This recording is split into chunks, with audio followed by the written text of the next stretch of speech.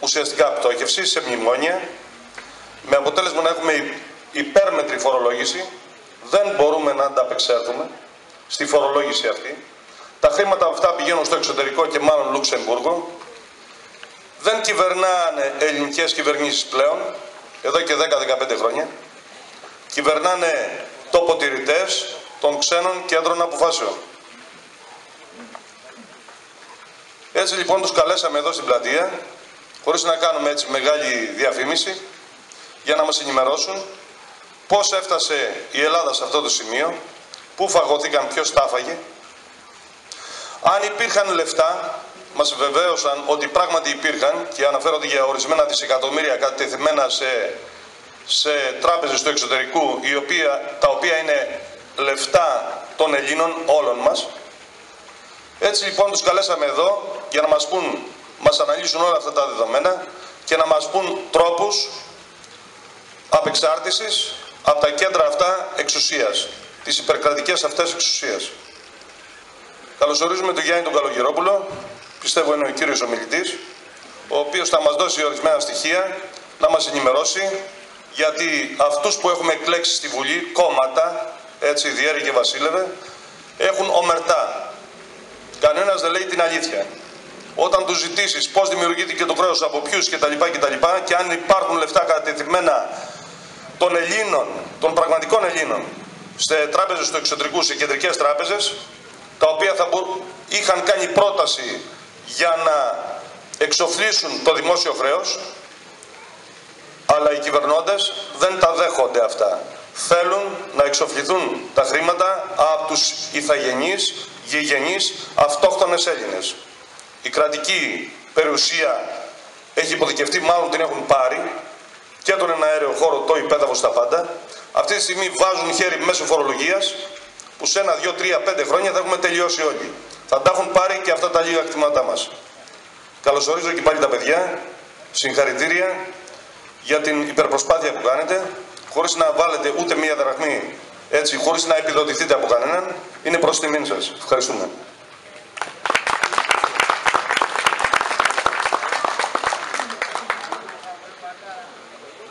Καλησπέρα. Καλησπέρα Έλληνες. Ονομάζομαι Γεώργιος Σταγκούλης και είμαι ο πρόεδρος της Ελλήνων Συνέλευσης Λαμίας. Με τη σειρά μου και εγώ θα ευχαριστήσω τον Παρασκευά Μπακάρα, τον Στέργιο, τον Τέλειο, τους συντοπίτες όλους οι οποίοι μας προσκάλεσαν να ενημερωθούν, που δεν είχαν την τύχη εντός εισαγωγικών να έρθουν προχθές στην παραλία, που έγινε μία και εκεί όλους διόλου τυχαία εκδήλωση, και μας ζητήσατε, μας προσκαλέσατε να έρθουμε να σας παρουσιάσουμε τα χρηματοοικονομικά εργαλεία τα οποία ελευθερώνουν την Ελλάδα μας. Δεν σας κουράζω άλλο. Το λόγο έχει, κοντά μας είναι μάλλον, ο Δημήτρης Καζαμίας, ο Διευθύνων Σύμβουλος της Ελλήνων Συνέλευσης Λαρίσης, και ο Γιάννης ο Καλογερόπουλος, όπως προείπε και ο Παρασκευάς, θα είναι ο κυρίως ομιλητής. Ερχόμενος από το Άργος, έχει οργώσει όλη την Ελλάδα μαζί με πολλούς άλλους Έλληνες, με σκοπό μόνο να ενημερωθούμε, να συμπεράνουμε με βάση εγγράφων αποδείξεων ντοκουμέντων, τα οποία θα παρουσιαστούν στην οθόνη σας. Καλή ακρόαση, καλή απόλαυση. Το λόγο έχει ο Δημήτρης Καζαμίας.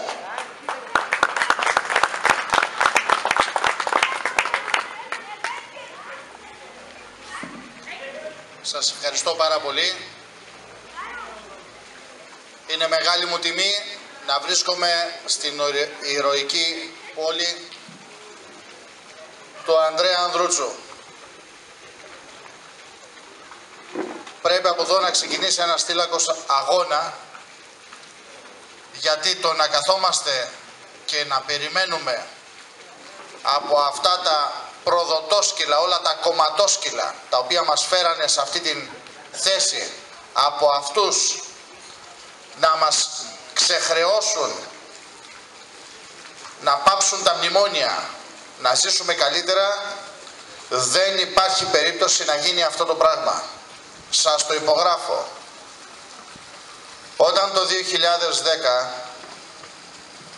ο ΓΑΠ, αυτός ο Εβραίος, μας έβαλε στα μνημόνια, τότε 3 μήνες νωρίτερα η Ελλάδα είχε βγάλει στην αγορά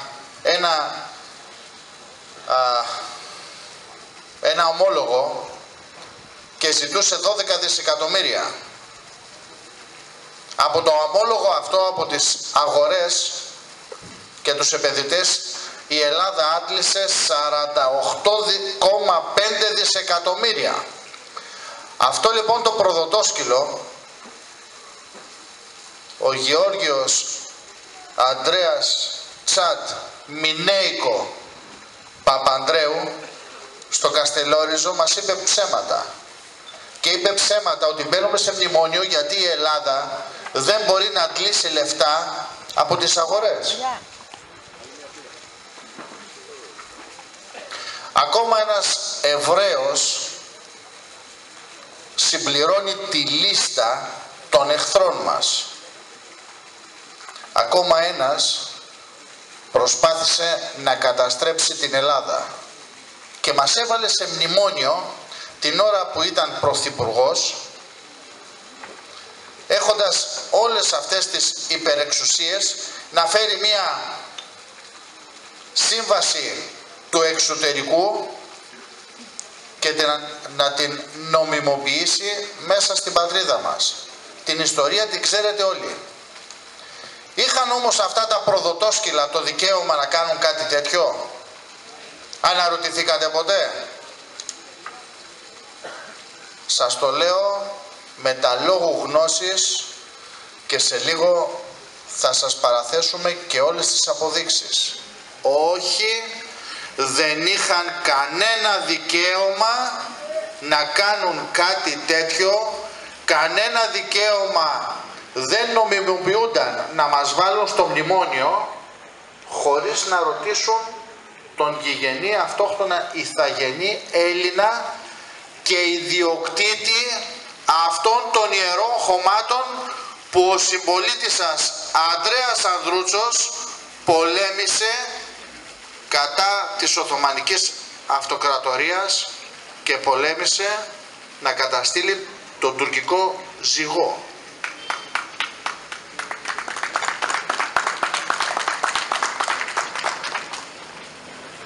Συνέλληνες μου, ο ΟΗΕ είναι ένας μηχανισμός εθνών. Ο ΟΗΕ έχει καταλάβει ότι όλα τα κράτη του κόσμου ελέγχονται από κυβερνήσεις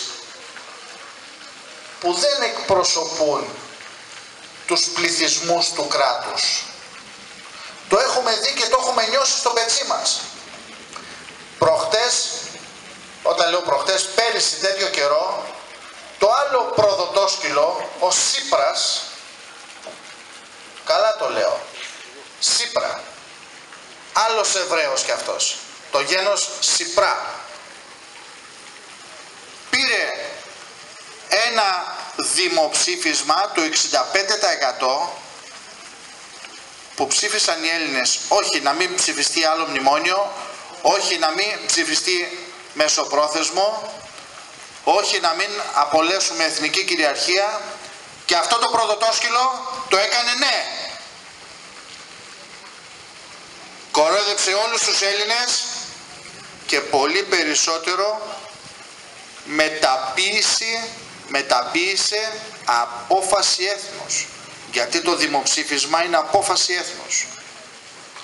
Ο ΙΕ, γνωρίζοντας λοιπόν ότι όλα τα κράτη, όπως και το δικό μας, διοικείται από μία κάστα Εβραίων σιωνιστών μασόνων και δεν εκπροσωπούν το έθνος, από τη δημιουργία του έχει εκδώσει ένα άρθρο, το άρθρο 61-295, τελευταία τροποποίηση το 2007, που αφορά τους γηγενείς αυτόχθονες πληθυσμούς, που δίνει το δικαίωμα Ο γηγενής αυτόχθονας πληθυσμός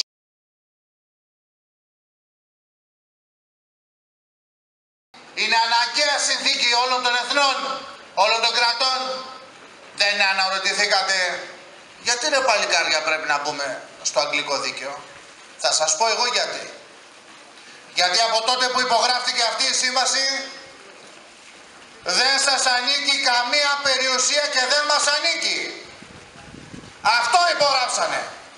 Γι' αυτό και πληρώνουν οι πολιτευτές μας, οι πολιτικοί μας και τα κόμματα.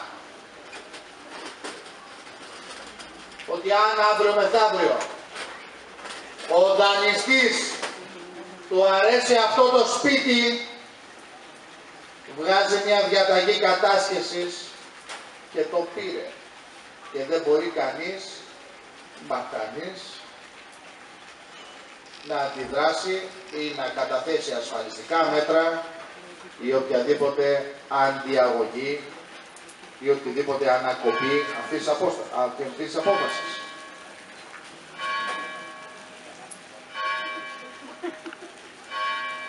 Σε βάρος των περιουσιακών του στοιχείων, στο μέτρο που το αναφέρω, δεν απαγορεύονται από αναγκαστικό νόμο. Αυτό όμως κανένα προδοτόσκυλο δεν μας το είπε. Φωνάξε αυτή τη στιγμή τους βουλευτές σας. Φωνάξε τους εισαγγελείς. Και πείτε τους τι είναι ο αναγκαστικός νόμος. Τι είναι ρε παλικάρια ο αναγκαστικός νόμος. Γιατί δεν μας το είπατε. Γιατί δεν βγήκε κανένα προδοτόσκυλο στη Βουλή να μας το πει. Αναγκαστικός νόμος είναι ένας όρος, είναι ο όρος κατά τον οποίο ανοίγουμε μια μικρή παρένθεση. Κάθε σύμβαση, για να μην κληθεί άδικη και καταχρηστική και να μην εκπέσει, πρέπει να έχει έναν όρο που να μπορεί να πάψει, να σταματήσει. Ένα δίκαιο που αφορά το έθνος. Και σύμφωνα με αυτό, το έθνος μπορεί να συνδιαλέγεται, να συγκεντρώνεται κάτω από νόμιμες διαδικασίες και να παίρνει αποφάσεις για την τύχη του.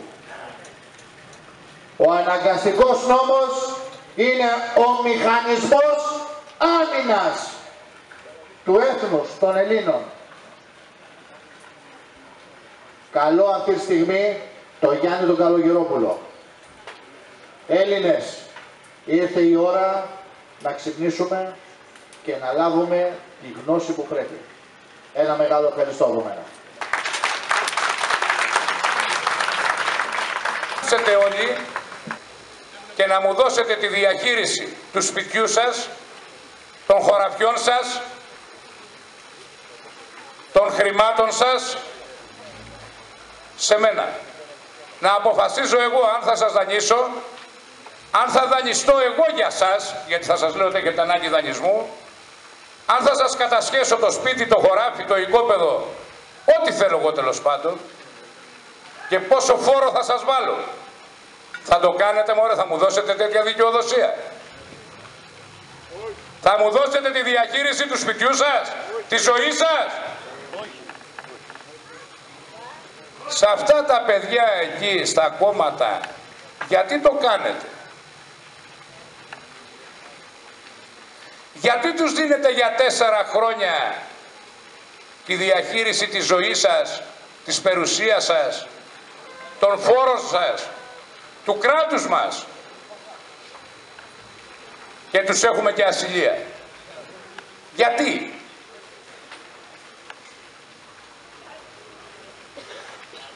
Βλέπετε στην οθόνη και θέλω να το προσέξετε όλοι. Κάποιες τράπεζες είναι εδώ στην Ελλάδα όλες. Δεν τις λέω ελληνικές, είναι εδώ στην Ελλάδα όμως. Δίπλα σε κάθε τράπεζα έναν αριθμό λογαριασμού και δίπλα σε κάθε αριθμό λογαριασμού ένα ποσό με πολλά μηδενικά. Αυτά τα χρήματα, συνέλληνες μου, είναι δικά μας. Και όταν λέω δικά μας, όλων μας. Είναι κληρονομικά χρήματα δικά μας, τα οποία ταυτόχρονα είναι τα πιο επίσημα λεφτά στον πλανήτη Γη. Και ξέρετε γιατί είναι τα πιο επίσημα χρήματα στον πλανήτη Γη? Γιατί το 1945,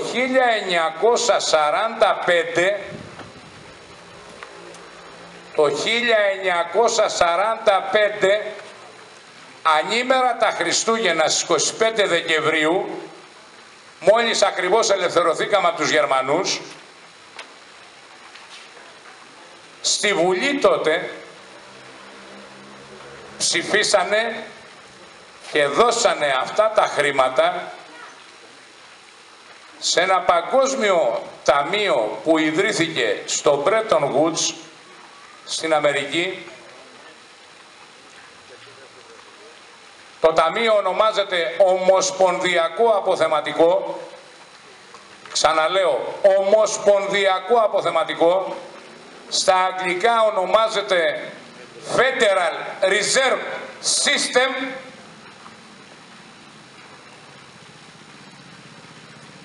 Και αυτό το ταμείο ανέλαβε να δεσμεύσει τον πλούτο των ανθρώπων και έτσι δώσανε τότε και οι δικοί μας αυτά τα χρήματα για ένα λόγο. Γιατί στην περίφημη μεγάλη συνθήκη που έγινε στο Bretton Woods στην Αμερική, αποφασίσανε όλοι οι λαοί να συναλλάσσονται με ένα νόμισμα και αποφασίσανε με το δολάριο. Και για να μην πέσει η οικονομία του πλανήτη έξω ποτέ, αποφασίσαν και δεσμεύσανε τα χρήματα των λαών, των κρατών, των χωρών, για να εγγυηθούν όλοι οι λαοί, οι άνθρωποι, το δολάριο, το νόμισμα συναλλαγής, για να είναι πάντα σταθερό και ισχυρό το δολάριο, να μην χάσει ποτέ, οπότε να μην πέσει ποτέ ο πλανήτης έξω οικονομικά. Πάρτε του παδίτικα και θα τα πετάξει κάτω. Έτσι λοιπόν και η Ελλάδα δέσμευσε με απόφαση της Ελληνικής Βουλής, και θα σας δείξω και το ΦΕΚ τώρα, γιατί ό,τι θα ακούσετε απόψε δεν είναι ούτε λόγια στον αέρα, ούτε σκέψεις του μυαλού μας και της φαντασίας μας. Είναι, ξαναλέω, τα επίσημα έγγραφα του κράτους. Και ό,τι έχει περαστεί από το φύλλο εφημερίδος της κυβερνήσεως, δηλαδή το λεγόμενο ΦΕΚ, είναι το μόνο που είναι ενισχύει. Έτσι λοιπόν παραδώσαμε εμείς οι Έλληνες για την εγκυοδοσία του δολαρίου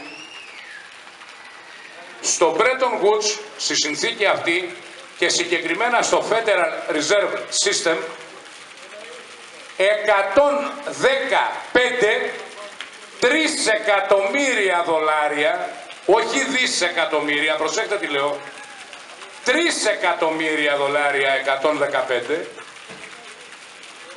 για να εγγυόμαστε το δολάριο. Αυτά τα χρήματα που σας φαίνεται ενδεχομένως πολύ μεγάλο και πολύ απίστευτο το ποσό, είναι η ιδιοκτησία όλων εμάς των Ελλήνων. Είναι κληρονομικά κεφάλαια του ελληνικού έθνους. Η συμφωνία παράδοσης τότε προέβλεπε ετήσια απόδοση αυτών των κεφαλαίων 4%. 4% απόδοση, πέστε το τόκο άμα θέλετε, 4% τόκο το χρόνο. Αυτό σημαίνει 115 τρισεκατομμύρια. Με 4% το χρόνο είναι περίπου 5 τρισεκατομμύρια το χρόνο απόδοση που πρέπει να εισπράττει το ελληνικό έθνος.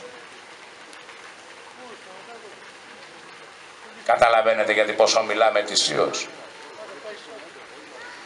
Αυτά συνέβηκαν το 1944, έγινε η υπογραφή της συνθήκης, και το 1945 με το ΦΕΚ που είδατε πριν. Παναγιώτη, ξαναγύρνα στο ΦΕΚ να το βλέπουν όλοι οι συμπολίτες μας, όλοι οι συνελληνές μας.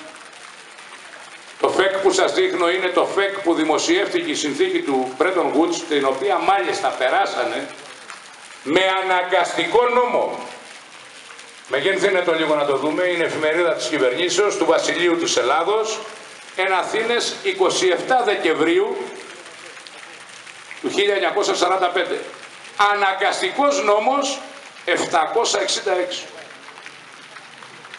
Μας το περάσανε λοιπόν με αναγκαστικό νόμο ότι πρέπει αναγκαστικά τα χρήματά μας, τα δικά μας χρήματα, να είναι δεσμευμένα στο Παγκόσμιο Ταμείο που λέγεται Federal Reserve System και να εγγυόμαστε το δολάριο, αλλά και να παίρνουμε 4% το χρόνο. Θα σας δείξω το κείμενο από τον πρωτότυπο ισολογισμό για να δείτε ότι δίπλα σε κάθε λογαριασμό αναφέρεται η ετήσια απόδοση. Να δείξουμε τους λογαριασμούς από το πρωτότυπο για να το δούμε.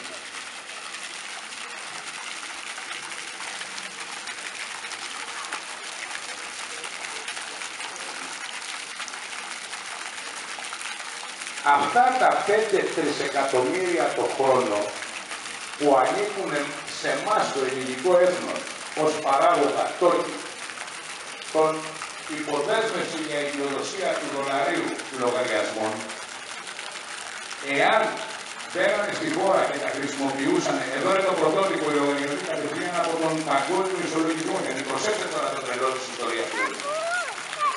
Κάθε χρόνο, υπό την επίβλεψη των Ηνωμένων Εθνών και της Παγκόσμιας Τράπεζας, γίνεται ισολογισμός από το Παγκόσμιο Ταμείο. Όπως κάνουν όλες τις εταιρείες, γιατί οι ιδιωτικοί και οι τραπεζίτες το έχουν το Ταμείο. Τον ισολογισμό αυτό φαίνονται τα χρήματα και τα ελληνικά, αλλά και των άλλων χωρών, φαίνονται οι αποδόσεις. Και κάθε χρόνο που γίνεται ο ισολογισμός, τον δίνουμε στις χώρες και πρέπει 3 επικεφαλείς αξιωματούχοι από την κάθε χώρα να λάβουν γνώση επίσημα και να υπογράψουν τον λογαριασμό, τον ισολογισμό, ότι έλαβε γνώση στη χώρα. Θα σας δείξω τις υπογραφές τώρα των αξιωματούχων. Εδώ οι λογαριασμοί όμως, για να το δούμε ένα-ένα, με γέννησε το Παναγιώτη να φαίνεται η απόδοση. Φαίνεται η τράπεζα, και αν πάμε στον πρώτο λογαριασμό, προσέξτε που είναι στην Κεντρική Τράπεζα της Ελλάδος δηλαδή. Και πάει λέγοντας. Όλοι αυτοί λυμμένονται τα δικά μας τα λεφτά. Το παιχνίδι παίζεται στους τραπεζίτες. Οι τραπεζίτες έχουν μπροστινούς χρηματοδοτούμενους υπάλληλους, αυτούς που εσείς βλέπετε για πολιτικούς. Δεν υπάρχει πραγματικά πολιτικός. Ένα θέατρο Καραγκιός Μπερντέ είναι όλο αυτό που ζούμε, που δυστυχώς όμως είναι εις βάρος μας και μας σκοτώνουν κάθε μέρα. Όταν κάνανε το πρώτο μνημόνιο το 2010, παραδώσανε τα πάντα πάλι για άλλη μια φορά σε κάποιους. Γνωρίζει κάποιος να μας πει ποιος είναι ο δανειστής που ανέλαβε και κατάσχεσε την Ελλάδα το 2010? Οι δημοσιοκάφροι, τα πρακτόρια του καθεστώτος, μας είπανε για τη Γερμανία, μας είπανε για τη Γαλλία, μας είπανε ότι τάχα μου οι δανειστές μας είναι κράτη. Όλα αυτά είναι ψέματα. Κανένα κράτος δεν σας δάνεισε ούτε ένα σέντς. Κανένα κράτος δεν σας δάνεισε ούτε ένα ευρώ. Οι δανειστές μας είναι 3 ιδιώτες, φυσικά πρόσωπα, τραπεζίτες, με τις θυγατρικές τους μπροστινές εταιρείες τράπεζες. Καμία χώρα δεν μας έδωσε τίποτα. Οι δανειστές μας είναι οι τραπεζίτες που έχουν το Παγκόσμιο Ταμείο, που έχει τα δικά μας χρήματα τα κληρονομικά, που οι πολιτικοί πρακτορές τους υπάλληλοι δεν μιλάνε καθόλου για αυτά, ενώ τα υπογράφουν κάθε χρόνο μέσα στη Βουλή, και εμείς δεν γνωρίζουμε τι πλούτο έχουμε, αλλά οι τραπεζίτες διαχειριστές του δικού μας πλούτου αναλάβανε να μας δανείσουν τα δικά μας. Αυτό έχει γίνει. Και οι όροι δανεισμού είναι οι μισοί Έλληνες να πεθάνουν, οι υπόλοιποι να μην μπορούν να κάνουν κληρονόμους. Προσέχτε τη λέξη που λέω, κληρονόμους. Την Ελλάδα να την καταλάβουν ξένοι. Οι Έλληνες επιχειρηματίες, βιοτέχνες, αγρότες, κτηνοτρόφοι να εξαφανιστούν ως τάξεις. Ή να σηκωθούν να φύγουν ή να τους σκοτώσει η εφορία. Σας κατασκέτουν όλους τους λογαριασμούς η Λίβδιν τώρα πλέον, το είδατε όλοι. Σας μειώσαν τις συντάξεις και ξανά σας πήρανε και το ΕΚΑΣ, ή κάνω λάθος? Ό,τι επιδοτήσεις περιμένετε από εδώ και πέρα είναι όλες δεσμευμένες, δεν θα τις πάρετε ποτέ, ή κάνω λάθος? Ποιος κατασκέτει τους λογαριασμούς σας? Ποιος σας παίρνει το εισόδημά σας? Ποιος σας παίρνει το φαΐ από το στόμα? Θέλετε να μάθετε? Η αλήθεια ξέρετε που είναι? Πάντα είναι μέσα στα χαρτιά του κράτους η αλήθεια. Προσέχτε τι ακούτε. Η αλήθεια δεν είναι αυτό που θα πει ο Καλογερόπουλος ή ο Καζαμίας ή ο Ταγκούλης. Η αλήθεια είναι μέσα στα χαρτιά του κράτους. Οι δανειστές που μας δανείζουν τα δικά μας που διαχειρίζονται, γι' αυτό σας είπα πριν, θα μου υπογράψετε να μου δώσετε τη διαχείριση της περιουσίας σας, του σπιτιού σας, των χρημάτων σας. Και άμα θέλετε 1 ευρώ να πάρετε γάλα στα παιδιά σας ή 1 ευρώ να πάρετε 1 κιλό ψωμί, θα ζητάτε από μένα το διαχειριστή και μου έχετε και 4 χρόνια ασυλία. Άρα άμα δεν θέλω εγώ δεν θα σας δώσω ποτέ να πάρετε ψωμί, θα πεθάνετε της πείνας. Δεν σας το είπα τυχαία το παράδειγμα αυτό, μπορεί να σας φάνηκε λιγάκι τρελό ή λιγάκι τραβηγμένο. Αυτό ακριβώς γίνεται. Οι διαχειριστές μας λοιπόν που διαχειρίζονται, οι διεθνείς τραπεζίτες, οι Μογγόλοι, τα χρήματά μας αναλάβαν να μας δανείσουν. Ταυτόχρονα όμως μας ζητήσανε και τους επιτρέψανε οι πολιτικοί να κατασχέσουν την Ελλάδα. Γι' αυτό ο Καζαμίας σας διάβαζε μέσα το μνημόνιο και άμα δείτε και τα άλλα 4 μνημόνια, δεν θα πιστεύετε τι διαβάζετε. Ενώ λοιπόν κατάσχεσαν την Ελλάδα, πήρανε και το δικαίωμα να εισπράττουν, αφού κατασχέσαν τα πάντα στην Ελλάδα, και την ιδιωτική και τη δημόσια περιουσία, να εισπράττουν τις εισπράξεις του κράτους. Πριν αλλάξουμε αυτό που βλέπουμε στην οθόνη, θέλω Παναγιώτη να το ξαναδείξεις, δέστε μέσα στη σφραγίδα, μεγένθηνε το τελείως, να καλύψει όλη την οθόνη. Ένας λογαριασμός που είναι στην Εθνική Τράπεζα, δικό σας λογαριασμός, προσέξτε, πόσα χρήματα έχει. Εδώ, μόνο αυτό μου μεγένθηνε, μόνο αυτό. Το βλέπετε? Το βλέπετε το νούμερο? Ένας λογαριασμός από τους 10, έτσι, είναι στην Εθνική Τράπεζα. 52-3 εκατομμύρια δολάρια το 45. Αυτά είναι δικά μας λεφτά. Θυμηθείτε ότι μας στέλνανε και μας στέλνουν μετανάστες να κάνουμε και τους καρβουνιάριδες στο Βέλγιο. Ποιους? Εμάς τους Έλληνες. Εμάς τους ιδιοκτήτες. Εμάς τους κληρονόμους. Εμάς που είμαστε τελικοί δικαιούχοι κάθε πλούτου. Και τα κολόπεδα στην πολιτική και στην Βουλή να τους λένε, ναι, δεν έχουμε λεφτά, είμαστε υποχρεωμένοι από τις συμβάσεις που υπογράψαμε, από την ΕΟΚ, από τον, από τ' άλλο και από τους δανειστές. Και να σου υπογράφουν ότι εσύ ο Έλληνας έχεις μόνο σε ένα λογαριασμό από το 52, από το 45, 52-3. Δικά σας λεφτά, έτσι. Δεν είναι δικά μου, δεν είναι του Καλογερόπουλου. Δικά σας είναι. Όλων των Ελλήνων.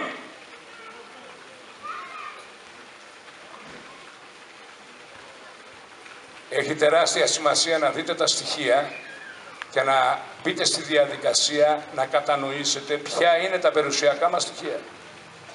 Πόσο τεράστια και μεγάλα είναι και τι ρόλο έχουν παίξει όλοι αυτοί που αναλάβανε τη διαχείριση της ζωής μας τόσα χρόνια.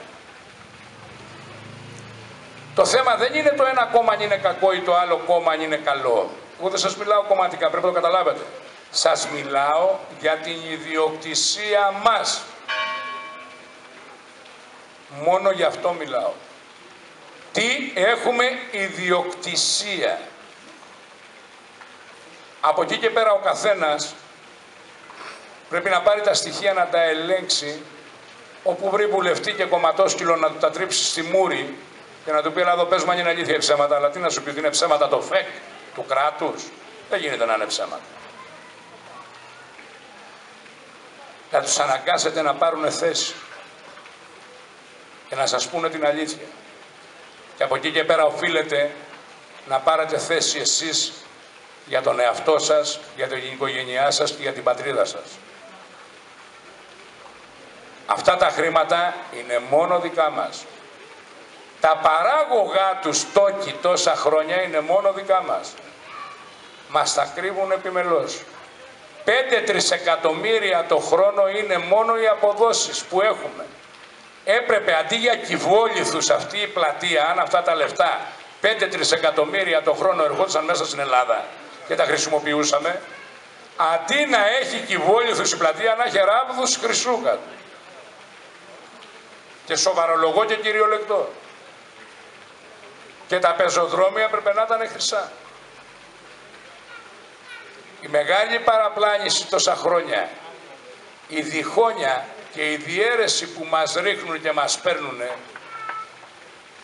και όλα τα μέσα που χρησιμοποιήσανε για να μας παραπλανήσουν, γιατί ξέρεις, άμα θες να πας για ψάρεμα, μα θα ψαρέψεις χωρίς δόλωμα, δεν γίνεται, πρέπει να ρίξεις ένα δολωματάκι. Κοίταξε να δεις, εσύ άμα είσαι καλό παιδί θα σε βάλω στο πρόγραμμα για να πάρεις μια επιδότηση. Θα σου κάνω και μια εξυπηρέτηση. Οπότε δεν μιλάγαμε για μήπως πάρουμε την επιδότηση. Άμα γλυκαθήκαμε και πήραμε και μια επιδότηση, δεν βαριέσαι τι να γίνει η Ελλάδα. Τι θα κάνουν οι άλλοι, δεν με νοιάζει, εγώ τα πήρα. Μάλιστα.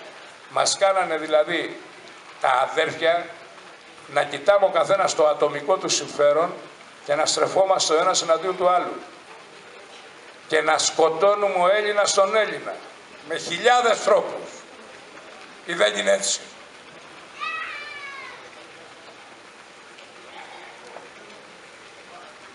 Αυτό ήρθε η ώρα να αλλάξει. Και θα αλλάξει με ένα συγκεκριμένο τρόπο, νόμιμο, απόλυτα νόμιμο, που ήδη έχει ξεκινήσει στρατηγικά και έχει τροχοδρομηθεί. Και είναι μια σειρά γεγονότων έτοιμα. Το 2010 που ξεκίνησε το μνημόνιο και μας κατασχέσαν την Ελλάδα και μας πήραν τα πάντα τη διαχείριση, ιδρύσανε οι δανειστές μας και φόρο εις πρακτικούς μηχανισμούς, και θέλω να δούμε το ΦΕΚ και της Ανεξάρτητης Αρχής, το τελευταίο επίτευγμά τους, για να εισπράττουν κάθε δημόσιο έσοδο, να βεβαιώνουν οι ίδιοι δανειστές τους που και ψηφίστηκε ότι δημιουργείται ένα υπερταμείο και θα πάρει για 99 χρόνια όλη την ελληνική περιουσία να τη δώσει όπου θέλει. Μην μου πείτε ότι δεν το ξέρετε. Όλοι το ξέρετε. Εμείς ανάπηροι είμαστε, γιατί δεν μας ρωτήσαν να τη διαχειριστούμε εμείς την ελληνική περιουσία? Γιατί τη δώσανε σε ένα υπερταμείο των δανειστών και για 99 χρόνια? Δηλαδή εμείς, τα παιδιά μας και τα εγγόνια μας, να μην προλάβουμε να διαχειριστούμε ποτέ την ελληνική περιουσία. Μετά από 99 χρόνια τα τρισέκονάμασταν. Μέχρι τότε θα τα διαχειρίζονται ξένοι. Και δέστε τώρα εδώ, ειδικά από το τελευταίο τρίμηνο που αρχίσανε και δεσμεύουν σε όλους τους λογαριασμούς, και όσων δεν είναι δεσμευμένοι ακόμα οι λογαριασμοί θα δεσμευτούν μέσα στο επόμενο δίμηνο τρίμηνο. Τι κάνανε επίσημα με απόφαση της Βουλής, γιατί έτσι τους είπε ο δανειστής και το περάσανε και σε ΦΕΚ του κράτους. Βλέπετε, θέλω να μεγενθύνεις αυτό να φαίνεται. Να φαίνεται, να το βλέπουν και οι συνέλληνες μας εκεί στο βάθος. Αυτό είναι το ΦΕΚ το 94α στις 27. Α94 στις 27 Μαΐου του 16. Είναι ο νόμος 4389. Και συστήνεται, λέει, μία ανεξάρτητη αρχή, αυτό το έχει προβλέψει η Μπενάκη στον Παπούλια τον κομμενό της το 2005. Νέες μορφές εξουσίας και αρχές θα αναλάβουν τη διακυβέρνηση της Ελλάδος, του λέει. Περί σύστασης ανεξάρτητης αρχής δημοσίων εσόδων πάμε τώρα να διαβάσουμε μεγένθην ακόμα την αριστερή πλευρά. Σύσταση, σκοπός και αρμοδιότητες. Εδώ προσέξτε τώρα, για να καταλάβετε, εμείς οι Έλληνες, οι περήφανοι, οι μάγκες, τα ξέρουμε όλα και κάνουμε τους 1000 καυγάδες στο καφενείο που έχουμε άποψη για τα πάντα. Πόσο κορόιδο έχουμε πιαστεί. Εγώ το παραδέχομαι ότι έχω πιαστεί κορόιδο. Τώρα δεν ξέρω εσείς. Μόλις δείτε εδώ, θα δούμε τι θα πείτε. Συνίσταται ανεξάρτητη διοικητική αρχή, χωρίς όμως νομική προσωπικότητα. Άρα είναι φάντασμα, προσέξτε. Όταν δεν έχει νομική προσωπικότητα σημαίνει ότι δεν είναι νομικό πρόσωπο. Άρα δεν μπορείς να εναντιωθείς νομικά εναντίον του, δεν μπορείς να το κυνηγήσεις, δεν μπορείς να το δικάσεις. Μιλάμε για άπιαστο όνειρο. Προσέξτε, αυτό είναι το φεκ του κράτους, το επίσημο. Είναι επίσημα χαρτιά του ελληνικού κράτους.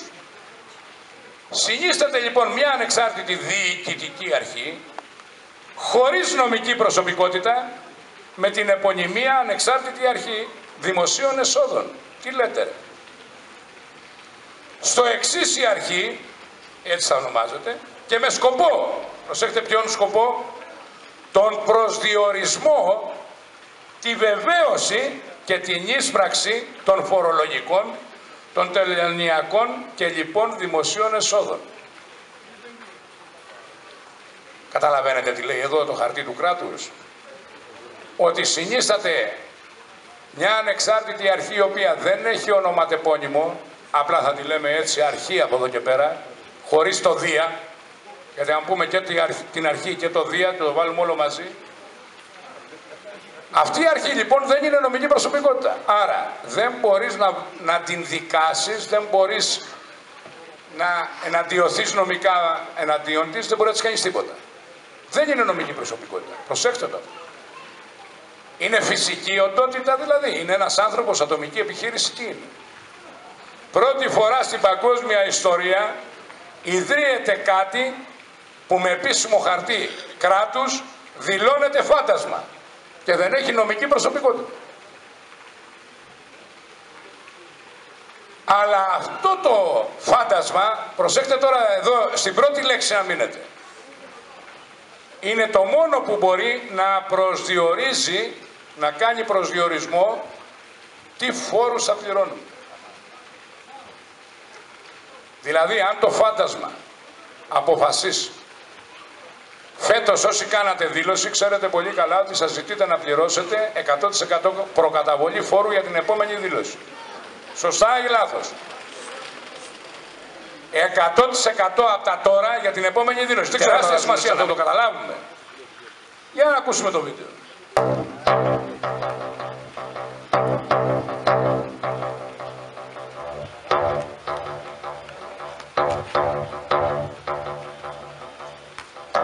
Καταρχάς, να σας εξηγήσω την έννοια και το τι σημαίνει όσο αφορά την έλλειψη νομιμότητας στην Ελλάδα.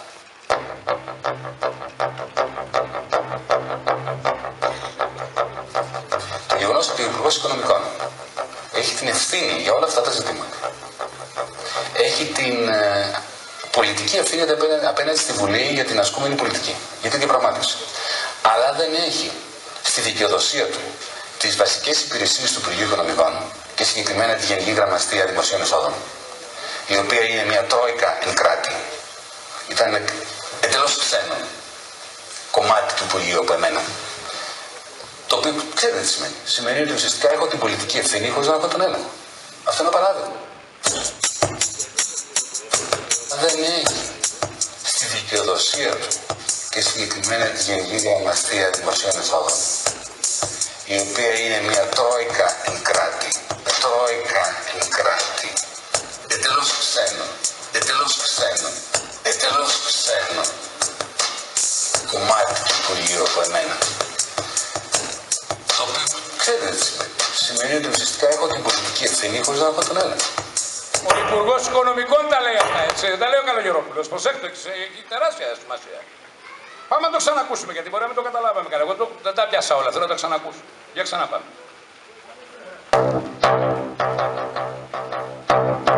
Μας εξηγεί τώρα τι γίνεται από τηλεοράσεως, έχει σημασία. Θα κάνει και κόμμα αύριο να σας σώσει. Θα το ψηφίσουμε. Καταρχάς, να να σας εξηγήσω την έννοια και το τι σημαίνει όσο αφορά την έλλειψη νομιμότητας στην Ελλάδα.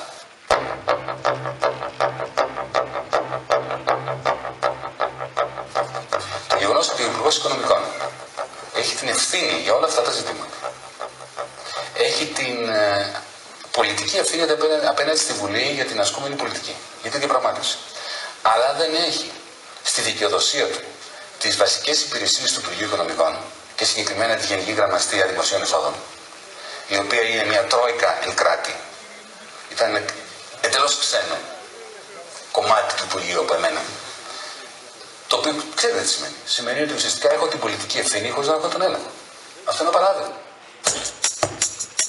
Ακούστε παρακάτω τι λέει τώρα. Στη δικαιοδοσία του και συγκεκριμένα τη Γενική Γραμματεία Δημοσίων Εσόδων, η οποία είναι μια τρόικα εν κράτη. Τρόικα εν κράτη. Εντελώς ξένο. Εντελώς ξένο. Εντελώς ξένο κομμάτι του Υπουργείου από εμένα. Το οποίο ξέρετε τι σημαίνει. Σημαίνει ότι ουσιαστικά έχω την πολιτική ευθύνη χωρίς να έχω τον έλεγχο.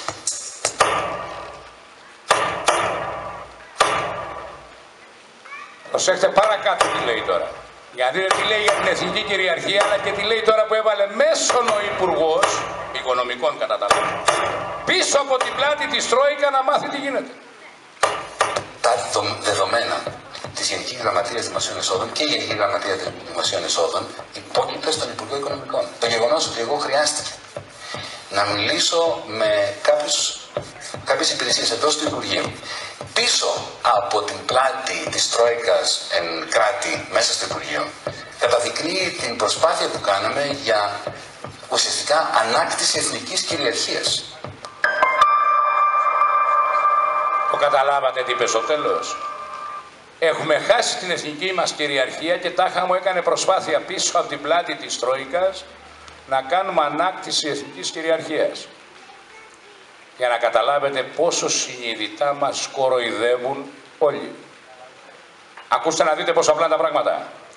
Ο μόνος που μπορεί να μιλήσει, να σηκώσει το κεφάλι και να πάρει την εθνική κυριαρχία πίσω, γιατί ποτέ δεν την παρέδωσε και ποτέ δεν υπόγραψε αυτό, είναι ο Έλληνας και μόνο ο Έλληνας.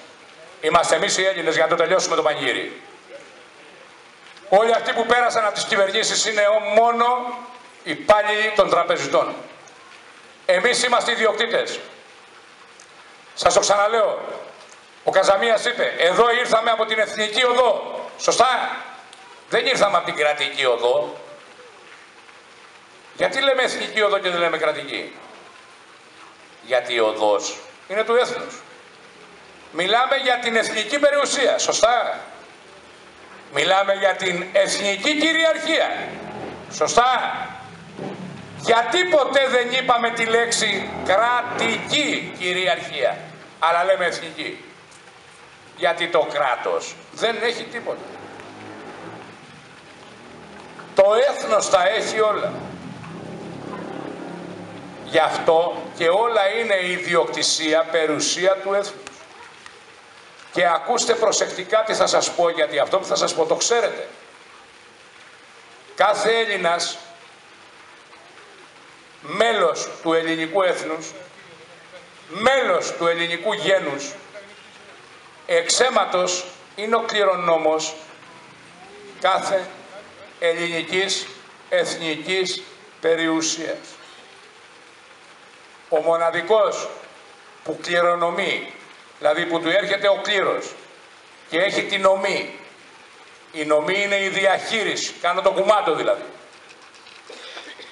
κάθε ελληνικής εθνικής περιουσίας, είναι ο Έλλην αυτόχθον ηθαγενής κληρονόμος και τελικός δικαιούχος κάθε εθνικής ελληνικής περιουσίας.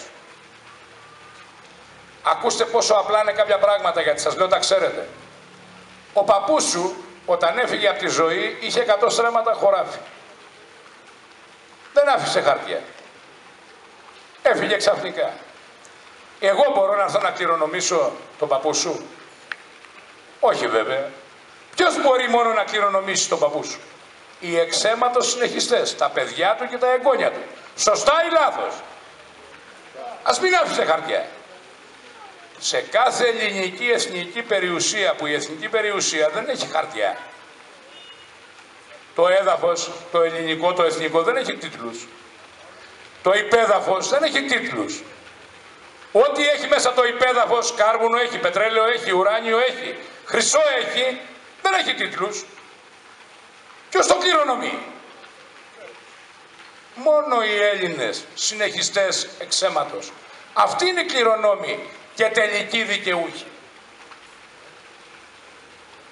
Άρα και ό,τι έχει εξοριχτεί, έχει βγει από το έδαφος μέσα, που είναι εθνική περιουσία, είναι πάλι των Ελλήνων. Άρα οι λογαριασμοί που είδαμε πριν με τα κληρονομικά λεφτά, τα ελληνικά που είναι δεσμευμένα στη Federal, ποιοι είναι οι κληρονόμοι και τελικοί δικαιούχοι? Εμείς οι Έλληνες δεν είμαστε? Τα παράγωγα, το 4% που δηλώνεται με την επίσημη παγκόσμια σύμβαση, ότι στον Αρτέμιτο Σόρα, ότι πρώτον δεν έχει 600 δις, άρα ό,τι λέει είναι ψέματα. Δεύτερον, αφού δεν έχει τα 600 δις, προκαλεί τον πανικό στο λαό και αυτοκτονούν οι Έλληνες, γιατί είπε ο Σόρας που κατέθεσε τα λεφτά ότι έχει 600 δις. Τους προκαλείται πανικός, αφού είναι πολλά λεφτά, 600 δις, και αυτοκτονούν. Τώρα από τη χαρά τους, από την τρομάρα τους, δεν ξέρω από τι αυτοκτονούν. Τρίτον, ότι προσπαθεί να αλλάξει το Σύνταγμα. Και τέταρτον, ότι προσπαθεί να καταλύσει το πολίτευμα. Προσέχτε, οι κατηγορίες, οι δύο οι τελευταίες, είναι πάρα πολύ σοβαρές. Περί συντάγματος και κατάλυσης πολιτεύματος είναι στάση κατά του κράτους και έχει ισόβια κάθριξη. Η δίκη έγινε τον Ιούνιο του 2013. Τα αποδεικτικά στοιχεία όμως και οι μάρτυρες και ο κηδεμόνας του λογαριασμού και τα χαρτιά της τράπεζας που συντηρείται ο λογαριασμός ήταν καταπέλτης, και ο εισαγγελέας και ο δικαστής αθώωσαν πανηγυρικά το Σόρα, επιβεβαιώνοντας με δικαστική πράξη ότι τα χρήματα είναι πραγματικά, ότι η κατάθεση έγινε πραγματικά, ότι τα χρήματα είναι εκεί και είναι έτοιμα προς πίστοση και χορηγία για να ξεχρεωθεί η Ελλάδα. Συγκεκριμένα στην απόφαση του δικαστής, και θα ήθελα να το μεγενθύνεις ακόμα περισσότερο, Παναγιώτη, λέει, σας διαβάζω μέσα από την απόφαση, ένα απόσπασμα, είναι η 67-650 του 13 απόφαση του Μονομελούς Πλημελιωδικείου Αθηνών. Μπορείτε να την βρείτε, είναι 19 σελίδες, μπορείτε να την βρείτε και στο ίντερνετ, στο διαδίκτυο, την έχουμε δημόσια. Και λέει, αποδείχτηκε ότι ο πρώτος κατηγορούμενος, που είναι ο Σόρας, αν διαβάσουμε όλη την απόφαση, δυνάμει αμετάκλητου πληρεξουσίου, την χάνει διαχειριστής χρηματικού ποσού ύψους 600 δισεκατομμυρίων δολαρίων. Προσέχτε, δεν λέει ο δικαστής ότι ο Σόρας καλλιεργούσε βαμπάκι ή πουλάγε λαχανάκια στην αγορά ή είχε ένα χωράφι και το πούλησε και πήρε 600 δις και τα έδωσε για την Ελλάδα. Μιλάει ξεκάθαρα ο δικαστής, που ξέρει πολύ καλά και ο εισαγγελέας, και λέει, δυνάμει αμετάκλητου πληρεξουσίου είναι ο διαχειριστής. Πολύ σωστά. Γιατί 600 δις δεν μπορεί να τα έχει ένας άνθρωπος από προσωπικές του επαγγελματικές ασχολίες. Είναι ξεκάθαρο ότι τα 600 δις είναι χρήματα κληρονομικά του ελληνικού λαού. Προσέξτε το αυτό, και θα σας το εξηγήσω τώρα που θα έρθει η ώρα τώρα να μάθετε πώς κάνουμε χρήση εμείς, με τη φορολογία τι γίνεται. Είναι χρήματα του ελληνικού λαού που απλά είναι διαχειριστής ο Σόρας. Και τα έχει πάρει από έναν λογαριασμό και τα έχει καταθέσει σε έναν άλλο λογαριασμό δικό μας, με τα δικαιώματα σε εμάς. Σε ΦΠΑ. Σωστά. Ποιος τον εισπράττει, ξέρετε? Ποιος εισπράττει το ΦΠΑ σας? Το ΦΠΑ όλης της Ελλάδος ποιος τον εισπράττει? Η Ευρωπαϊκή Ένωση, ιδιωτική εταιρεία, αυτά τα κοπρόσκυλα οι Μογγόλοι που ιδρύσαν την εταιρεία Ευρωπαϊκή Ένωση. Σας το λέω δημόσια και προκαλώ οποιονδήποτε να με διαψεύσει ή οποιονδήποτε Έλληνα βρωμιάρη πολιτικό προδότη να μου κάνει μήνυση. 28 χρόνια που πληρώνουμε ΦΠΑ δεν τον ίσπραξε ποτέ το ελληνικό κράτος. Τον εισπράττει η Ευρωπαϊκή Ένωση για τα έξοδα, για τη μαριχουάνα, για τα ναρκωτικά, για τα γραφεία, για στυλούς, για μελάνια, για ταξίδια, δεν ξέρω πώς το δικαιολογούν, στις Βρυξέλλες. Αυτή είναι η πραγματικότητα. Πληρώστε εσείς ΦΠΑ. Όλοι λοιπόν είναι ενήμεροι στην Ευρώπη. Όλοι μέσα στην Ελλάδα είναι ενήμεροι ότι έχουμε 600 δις. Δεν τα ακουμπάνε. Πάμε ένα βηματάκι παρακάτω. Αφού δεν πήραν αυτά τα λεφτά, ο Αρτέμις ο Σόρας, λοιπόν, ο μηχανισμός που λειτουργήσε και κατέθεσε τα 600 δις, έκανε μια άλλη νομική κίνηση, η οποία είναι η εξής. Και γι' αυτό σας εξήγησα την κληρονομικότητα, το κληρονομικό δικαίωμα και ότι εμείς είμαστε κληρονόμοι. Ο θεματοφύλακας μας, θεσμός προστασίας των κληρονομικών δικαιωμάτων και κάθε κληρονομούμενης περιουσίας του έθνους, έχει το δικαίωμα να διατάξει ως θεματοφύλακας μας από τα κληρονομικά μας χρήματα πλούτο να έρθουν χρήματα σε εμάς και να τα χρησιμοποιήσουμε. Αυτό γίνεται, λέει ο ελληνικός νόμος και οι παγκόσμιες συνθήκες, ειδικά όταν συμβαίνουν σοβαρές κρίσεις. Ποιος το κλείσει, τον εισαγγελέα. Όταν συμβαίνουν σοβαρές κρίσεις, μπορούν λοιπόν να χρησιμοποιηθούν αμέσως τα κληρονομικά κεφάλαια από τους ίδιους κληρονόμους. Οι κρίσεις είναι τριών ειδών, για να το ξέρετε, παγκόσμια. Είναι οι κρίσεις που δημιουργούνται από έντονα γεωλογικά φαινόμενα, σεισμούς, καταποντισμούς και χαλασμούς που λέμε έτσι στη λαϊκή έκφραση. Είναι οι κρίσεις που δημιουργούνται από πολέμους, αν είμαστε σε πόλεμη κατάσταση ή αν είχαμε βγει μόλις βγει από πόλεμο. Και οι ανθρωπογενείς κρίσεις, δηλαδή αυτές που τις δημιουργούν, που τις γεννούν οι άνθρωποι. Εμείς είμαστε στην τρίτη κατηγορία. Οι κρίσεις που βιώνουμε στην Ελλάδα είναι ανθρωπογενείς. Άρα μπορούμε να κάνουμε χρήση αμέσως των κληρονομικών μας κεφαλαίων. Έτσι λοιπόν ο μηχανισμός, ο ελληνικός, ο Αρτέμις ο Σόρας, έκανε μια πολύ συγκεκριμένη νομική κίνηση, η οποία έτσι απλά όπως σας την εξηγώ, νομίζω ότι είναι και πολύ απλό να το καταλάβετε και να το αντιληφθείτε. Ζήτησε από δημάρχους που έχουν ως θεματοφύλακες το κληρονομικό δικαίωμα, γιατί είναι αιρετοί δικοί μας θεματοφύλακες, να του δώσουν διαταγή να πάει στα κληρονομικά λεφτά, στα παγκόσμια ταμεία, τα ελληνικά κληρονομικά λεφτά, να κάνει αυτός κάθε ενέργεια, να μην επιβαρυνθεί το δημόσιο. Να μην επιβαρυνθεί δηλαδή ο Δήμος, να κάνει αυτός όλες τις ενέργειες, να καταθέσει ένα αναπτυξιακό πρόγραμμα, να βάλει αυτός τις εγγυήσεις, αν και εφόσον τις έχει, και να πάρει από τα κληρονομικά κεφάλαια ένα τεράστιο ποσό, 2-3 εκατομμύρια 300 δις ευρώ, μέτρητα, προσέχτε τη λέξη, μέτρητα, να τα φέρει στην Ελλάδα και να μας δώσει σε εμάς τους ιδιοκτήτες και τελικούς δικαιούχους τη νομή, τη διαχείριση. Κατανοείτε τι λέω? Δεν μας φέρνει κάτι που δεν είναι δικό μας. Από τους δικούς μας λογαριασμούς, από τα δικά μας κληρονομικά κεφάλαια μας φέρνει. Τι δεν είχαμε εμείς μέχρι τώρα, ενώ έχουμε την ιδιοκτησία, είναι δικά μας τα λεφτά, με τις συμβάσεις που έχουν υπογράψει 180 χρόνια οι κυβερνήσεις του ελληνικού κράτους, είχαν δώσει τα χρήματα αυτά σε ξένους διαχειριστές να τα διαχειρίζονται. Καθώς να διαχειρίζονται και τα παραγωγά τους.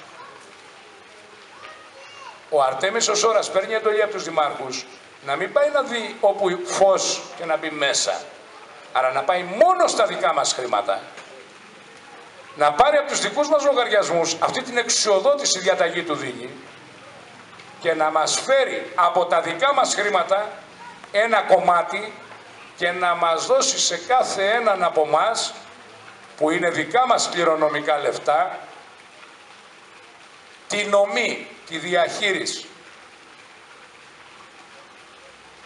Έτσι λοιπόν ξεκίνησε η διαδικασία λήψης των κληρονομικών κεφαλαίων μετά από τις εντολές των δημάρχων, θεματοφυλάκων.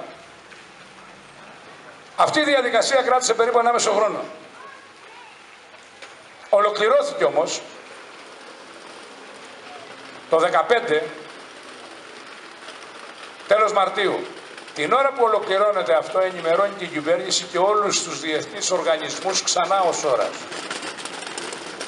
Και τους λέει, κύριοι, κατόπιν των εντολών που είχα από τους δημάρχους θεματοφύλακες, εκτελώντας τις διαταγές τους και με δική μου ευθύνη, δική μου εγκυοδοσία, πήρα από τα κληρονομικά κεφάλαια μου, εγκριθήκανε και τα έφερα στους Έλληνες 2.300.300.000 ευρώ.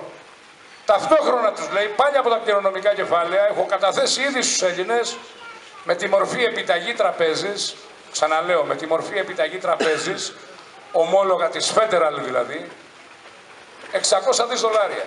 Αυτά τα δύο περιουσιακά στοιχεία οι Έλληνες κατόπιν την εντολή των δημάρχων θεματοφυλάκων, και αφού το πέρασα από όλους τους παγκόσμιους θεσμούς, γιατί αυτό για να ολοκληρωθεί εγκρίθηκε από το Λευκό Οίκο, από την ρωσική πλευρά, εγκρίθηκε από τα Ηνωμένα Έθνη. Προσέξτε, αυτά που σας λέω είναι επίσημα σοβαρά έγγραφα, παγκόσμια, έχουν τεράστια ισχύ, έχω πληρεξούσιο και έχω τα έγγραφα στα χέρια μου και μπορώ να κάνω και χρήση των εγγράφων ως πληρεξούσιος.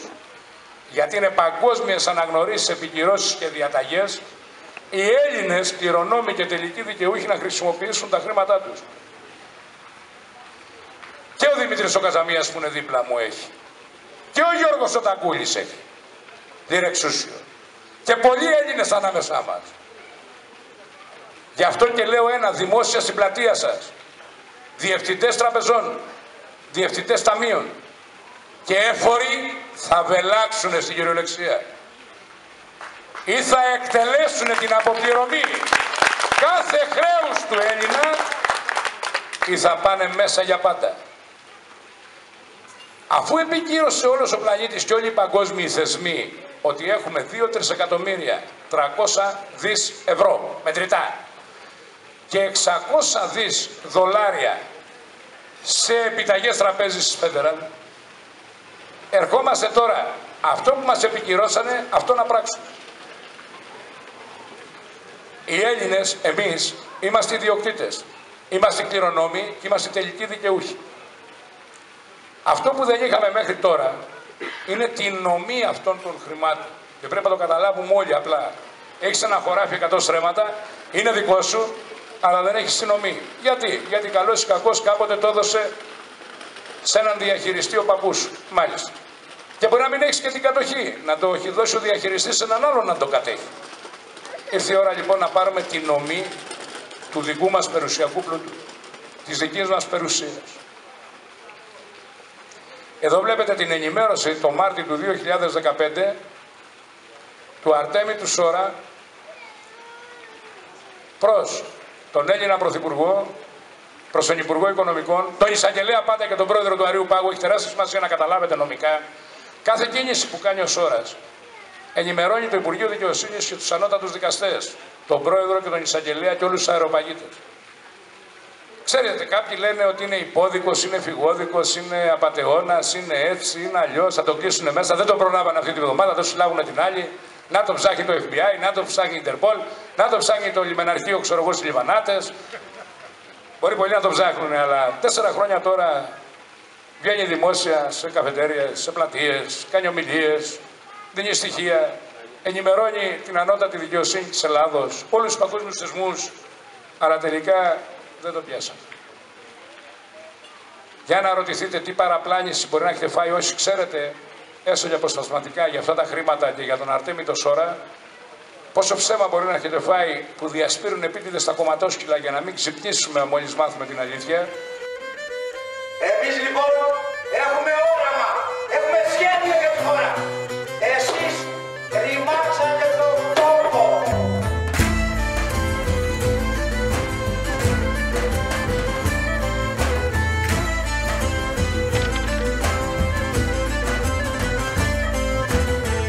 Μοιάζω με βομβαρδισμένο τοπίο, με ένα στιχάκι που είναι μουτζουρωμένο στη ζωή στο τελευταίο θρανείο και με πουλί ξενιτεμένο. Έχω πείσμα και γερό το στομάχι, σαν τον Παύλο με την καλπική λύρα. Την αγάπη που έχω δώσει δεν πήρα, έτσι το θέλησε η μοίρα.